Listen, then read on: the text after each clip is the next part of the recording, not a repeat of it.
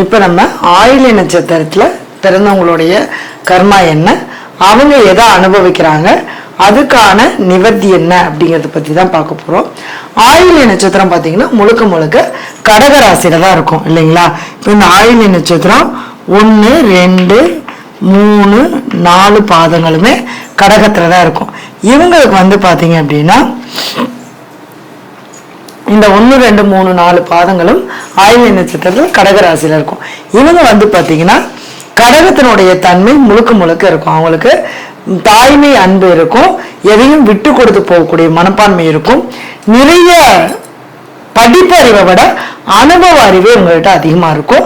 எதையுமே டக்குன்னு புரிஞ்சுக்குவாங்க, அந்த புரிதல்கள் இவங்ககிட்ட நல்லா இருக்கும். அதே சமயத்துல இடத்துக்கு தகுந்த மாதிரி தன்னுடைய குணங்களை மாற்றிட்டு போகக்கூடிய ஒரு அமைப்பு தான் இந்த ஆயில்ய நட்சத்திரத்துல கடகராசியில பிறந்தவங்க. அதே மாதிரி இந்த கடகம்னாலே பாத்தீங்கன்னா பொதுவாகவே மற்றவங்களுக்காக, குடும்பத்துக்காக, கூட பிறந்தவங்களுக்காக, உறவுகளுக்காக அப்படின்னு சொல்லி தன்னை தானே தேய்த்து கொள்ளக்கூடிய ஒரு விஷயம் தான் இந்த கடகராசியில பிறந்தவங்க.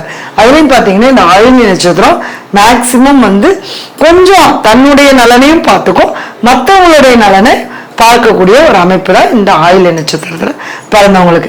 இந்த ஆயில்ய நட்சத்திரம் 1ஆம் பாதத்துல தனுசுல விலகும், 2ஆம் பாதம் மகரத்துல விலகும், 3ஆம் பாதம் கும்பத்துல விலகும், 4ஆம் பாதம் மீனத்துல விலகும்.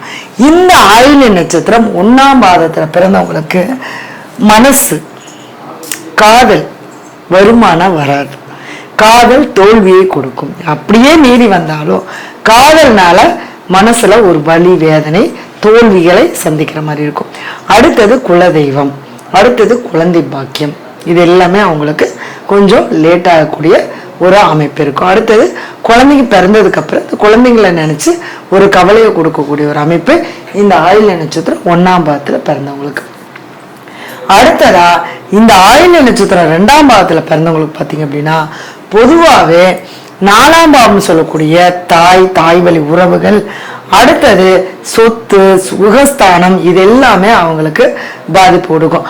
அம்மா ரொம்ப சூப்பரா நம்மளை பார்த்துக்குவாங்க, பட் ஆனா என்ன அப்படின்னா இந்த கடகராசியை பொறுத்த அளவுக்கு நான் என்ன சொல்லுவேன்னா, மனைவி வந்ததுக்கு பின்னாடி தாயுடைய அதீத பாசத்தால இங்க மனைவிக்கும் தாய்க்கும் ஒரு போராட்டம் ஏற்படும் அப்படின்னு நான் சொல்லுவேன். அதுல வந்து பாத்தீங்கன்னா இதுல இந்த 2ஆம் பாதத்துல பிறந்தவங்களுக்கு எக்ஸாக்டா கரெக்டா இருக்கும்.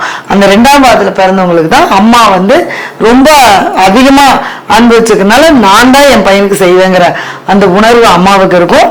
மனைவிக்கு நான் தான் என்னுடைய கணவனுக்கு செய்வேன் அப்படிங்கிற அந்த அதீத பாசத்தினால ஏற்படக்கூடிய அந்த கருத்து வேற்றுமையானது கண்டிப்பா அந்த இடத்துல வரும். அடுத்தது ஆயில்ய நட்சத்திரம் 3ஆம் பாதத்துல பிறந்தவங்களுக்கு இவங்க பாத்தீங்கன்னா எல்லா திறமையும் இருக்கும். நிர்வாக திறமை அப்படிங்கிறது ரொம்ப கடகராசிக்கு நிர்வாக திறமைங்கிறது அதிகமா இருக்கும். அதுவும் இந்த ஆயில்ய நட்சத்திரத்தில் பிறந்தவங்களுக்கு அந்த கணிதம், கணக்கு வழக்கு சம்பந்தப்பட்டது இது எல்லாமே ரொம்ப சூப்பரா அவங்களுக்கு எல்லாமே வரும். அவங்க கிட்ட எந்த கணக்கு கொடுத்தீங்கன்னாலும் அழகா போட்டு கொடுத்துருவாங்க.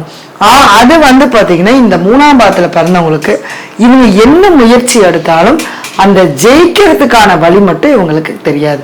இவங்க நான் எவ்வளோ முயற்சி எடுக்கிறேன், எல்லாமே பண்றேன், நான் ஒரு ஸ்டெப்பு போனேன்னா 2 ஸ்டெப்பு கீழே வந்துடுறேன், இந்த மாதிரி எல்லாமே அவங்க சொல்லுவாங்க.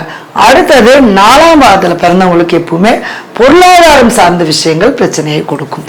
இவங்க நினைச்ச மாதிரி பணம் சம்பாதிக்கிறதோ அல்லது நினைச்ச மாதிரி பணத்தை சேமிப்பு பண்றதோ இருக்காது. ஏன்னா இந்த கடகராசியை பொறுத்த அளவுக்கு சேமிப்பு அப்படிங்கிறது அவங்களால வச்சுக்க முடியாது. அதனால கையில பணமா வச்சுக்காம அதாவது ஒரு இடமாவோ அல்லது ஏதாவது ஒரு சொத்தாவோ அல்லது ஒரு நகையாவோ இந்த மாதிரி ஏதாவது ஒண்ணு பண்ணி வச்சுட்டாங்க அப்படின்னா சரியா இருக்கும். ஏன்னா இவங்களுக்கு எப்பவுமே அந்த சேமிப்பு அப்படிங்கிறது இருக்காது. அதுலயும் இந்த 4ஆம் பாதத்துல பிறந்தவங்களுக்கு என்ன சம்பாதிச்சாலும் பணத்தை விரயம் பண்ணக்கூடிய அமைப்பு தான் இருக்கும்.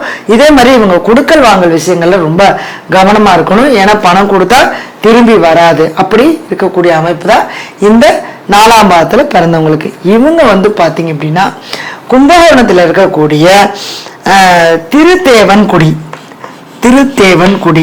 கும்பகோணத்துக்கு பக்கத்திலேயே இருக்கு. இவங்க பிறந்த மாசத்துல வரக்கூடிய ஆயில்ய நட்சத்திரத்தன்னைக்கு திருத்தேவன்குடியில் இருக்கக்கூடிய கற்கடகேஸ்வரர் நண்டு கோயில் அப்படின்னு சொல்லுவாங்க. அதாவது கடகத்துக்கு வந்து நண்டு அப்படிங்கிறது எதனால அந்த வந்தது, அது வந்து தாய்மை உணர்வோட ஏன் இருக்கு அப்படின்னா, ஏன் அந்த இடத்துல தாய் ஸ்தானத்தை நம்ம முன்னோர்கள் வச்சாங்க அப்படின்னா, அது சந்திரனுடைய வீடா இருந்தாலும் அது நீருடைய வீடு.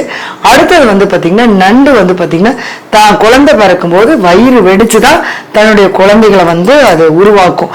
அப்படிங்கிறப்ப தன்னைத்தானே தியாகம் பண்ணிட்டு தன்னுடைய சந்ததிகளை உருவாக்கக்கூடிய இடம்தான் அதுதான் தாய். அப்போ ஒவ்வொரு தாயும் தான் ஒரு குழந்தை பிறக்கும் போது இறந்துதான் அந்த குழந்தைய வந்து அவங்க பிறக்கிறாங்க அப்படின்னு நம்ம முன்னோர்ல சொல்லுவாங்க. ஏன்னா அந்த உயிர் போய் வரும்னு சொல்லுவோம் இல்லையா, அதுதான் அந்த தாய்மை.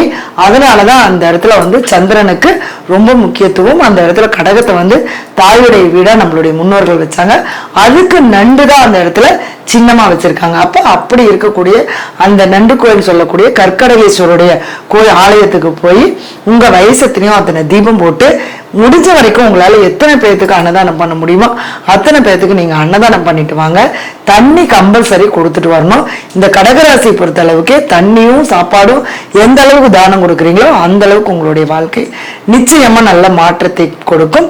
நம்பிக்கையோடு செய்யுங்க, நல்லதே நடக்கும். நன்றி.